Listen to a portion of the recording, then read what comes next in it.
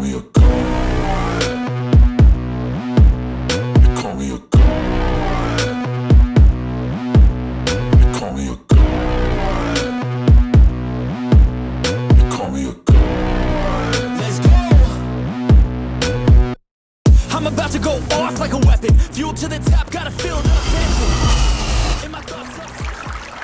Welcome back, everybody. Hit that like, hit that subscribe, comment down below. Let me know what you think about this video. Today we're going to be discussing.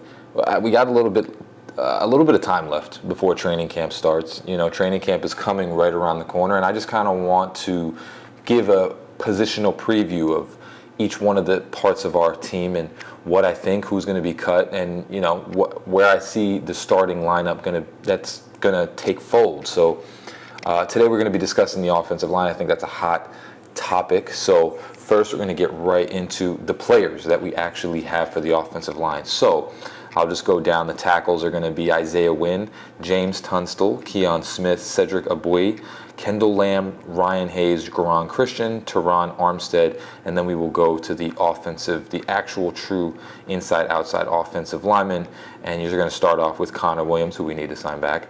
You have Alama Eluave, you have Robert Jones, Austin Jackson, Robert Hunt, Dan Feeney, Liam Eichenberg, and then obviously Blake Ferguson is our long snapper, and then you have Lester Cotton as well.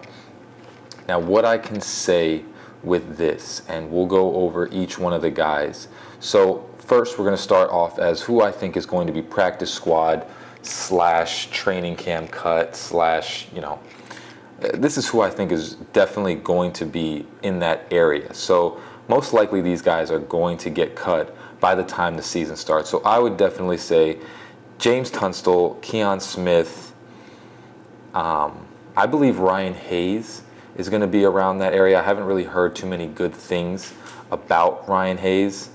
And then we'll go to the other offensive linemen and possibly, I would say maybe practice squad, maybe we keep Eluave. But those would be the guys that I think are going to be either, you know, training camp cuts or practice squad players.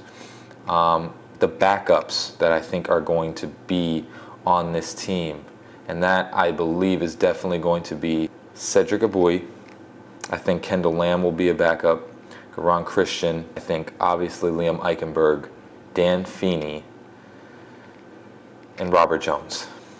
Those would be our backups. Now, our starting offensive line, I definitely, this is where I foresee it going, is definitely going to be Teron Armstead on the left tackle. You're going to have Isaiah Wynn at left guard. Connor Williams, we are going to sign back, and we'll have him at center. And then you're going to have Robert Hunt at right guard. And I know people are going to be controversial about it, but I think Austin Jackson is going to be the right tackle. I really do believe that he's going to be the right tackle coming into this year.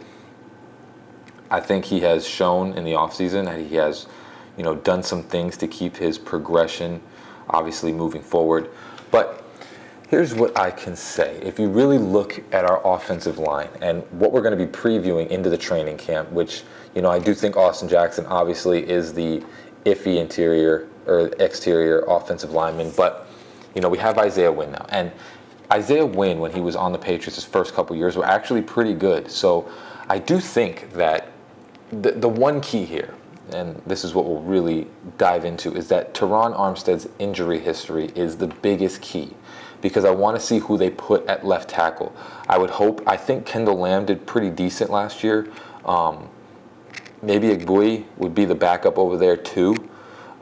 But it depends on who they have as a backup to Teron, because there really hasn't been a season that he has been fully available every single game. I don't think he's had one season that has happened. So that's a big key right there. We need to figure out who is going to be the backup. Definitely not any of the other names like Liam Eichenberg, any of those people. I think Cedric Abui and Kendall Lamb would be decent backups, but you need to make sure, you know, kind of just like what people say with Tua, well, Teron Armstead gets injured all the time. You need to make sure you have a backup that can be sufficient over there. Isaiah Wynn, he is very much so a potential player. You know, you have a guy that if you put him in the right system, I think he can actually be a pretty above average offensive lineman. The penalties were the thing that kind of held him back last year, but I think with this type of team, you know, you have a team like this, we'll see what our offensive line coach does. You know, we have Butch Berry, We'll see what he does. There are goods and bads to him, but I think Isaiah Wynn will definitely solidify that left guard position. Connor Williams, you got to sign back. I don't really have any other explanation. If Liam Blankenberg is starting at center, I'm going to turn the TV off, but I won't really. But right guard, Robert Hunt has done fantastic every single year that we've had him. So that's probably out of that whole entire, people like to say Chris Greer messed up with the drafting, but he did draft one good offensive line. Robert Hunt has been pretty good. Austin Jackson, though, that is the key on this Dolphins team, is what is he going to do this year? Because this year is actually going to be both for Tua and him, it's going to be the make or break year. And with Austin Jackson, he's come in much more muscular. He's come in much more fit. This is the year that he has to prove himself. And me personally, I actually do believe that Austin Jackson, I don't think he's going to be the next Teron Armstead. That would be ridiculous to think. I mean, it's just not going to happen. But to be an above average offensive lineman, which is kind of what you needed at right tackle. There have been times where Austin Jackson did look good. Even Jalen Phillips said the confidence that he struggled with when they were under the old regime is part of the problem. And Jalen Phillips has recovered that, but it was a little bit difficult for Austin Jackson because the defense was good, so it was easier to have a little more confidence, but the offense under Brian Flores was never good. So what we're looking at is just, in essence, you have a guy that is in a new system. He looked pretty decent last year. I mean, he only played a couple games, but he looked okay when he played last year. But it is a new system. He is healthy. He has worked on himself because injuries sometimes come from not being the most fit that you could be, and that happens when you're a rookie or a young player, or even if you're unconfident. Ever been in a rut? It just turns out to be one of those things that you just kind of get yourself in there, and it's hard to get out. But Austin Jackson, I believe, is going to be an above average starter, and I think he will play to his decent potential. I don't think he's going to be, the greatest thing ever, but I think if you get an above average right tackle, Tua gets the ball out very quickly. And now that we have Devon Achane, which we'll go into later, the offense is predicated on getting the ball out very quick and allowing Tua to not take hits. Now, again, Tua's pocket presence is, I don't care what anybody says. Tell me in the comments if you think I'm wrong. I don't care. Tua's pocket presence is if not top 3, number 1 in the league. I mean, when you see him in this pocket, the amount of sacks that he does not take is incredible. So if you give him an extra second to hold on to the ball, he literally gets 1, maybe 2 seconds to get the ball out, and he does it very well. You come into this year, take Liam Eichenberg out, and you put Isaiah Wynn in. That's an upgrade. You have all the upgrades on the line. Austin Jackson, if he comes in and does an above average job, then Tua's going to get that extra second, get the ball out. You have to also consider that the deep ball is harder to throw when you are not stationary. Of course, Patrick Mahomes is a once-in-a-lifetime type of quarterback, but most quarterbacks like to be set when they're trying to throw a 60-yard bomb. If you are trying to evade a defender and launch it down the field, that is tough. It's not that Tua doesn't have great arm strength. He can do it. It's just when you are off balance, it's hard to rip that ball. So now you give him that extra second, which again, I think Austin Jackson is going to be much superior coming into this year. There have been signs of potential. And the thing is even when he was coming out in the draft, there was supposed to be potential, but he was not supposed to be an immediate starter. That was clear. I've made it clear in a couple of my other videos.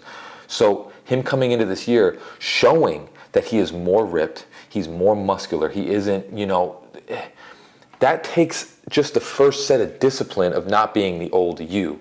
And that also takes confidence, which comes from the team that he is in now, because everybody just seems to have that motivation to be great, whereas before, you just kind of were like, I'm going to keep taking the shots from Brian Flores and, just keep pushing forward. It's a complete difference now, where you have a team that is dedicated to getting everyone better, to retaining players, because before it was not about retaining players. It was about, we'll get rid of you if you don't like this philosophy. Now it's all about, as you can see, retaining every player that they think is beneficial to this team. This year, our offensive line has been upgraded. It really has been, and there's more depth behind it, where it's not just players that are getting thrown out there, it's veterans plus young players that can teach the young players. So I think the depth has been upgraded, and the offensive line as a whole has been upgraded. But in conclusion, man, I think we're going to have a decent offensive line this year. I think if it doesn't work, we are going to make a trade mid-season. We might even get another player coming in. I think we don't need to have the Eagles' offensive line because, to be honest, Jalen Hurts, he needs to have that much time to throw the ball. He isn't, I promise you, if that offensive line doesn't play as well, he's not going to be doing as well. He's going to take a lot more injuries because he needs that amount of time. Tua doesn't need that much time. He just needs a little bit of a second to be able to scan the field. So I think that this offensive line is going to be fine. I think we can make one more upgrade if we need to, but I do think Austin Jackson is going to come in and surprise a lot of people this year. I think a lot of people are feeling it, a lot of people are seeing it, and I think it just takes what we're going to see out of training camp. But just want to make a quick video. We're going to be doing this preview of all the different positions. Today was offensive line. As always, hope you have a great rest of your day. Fins up, baby. Peace.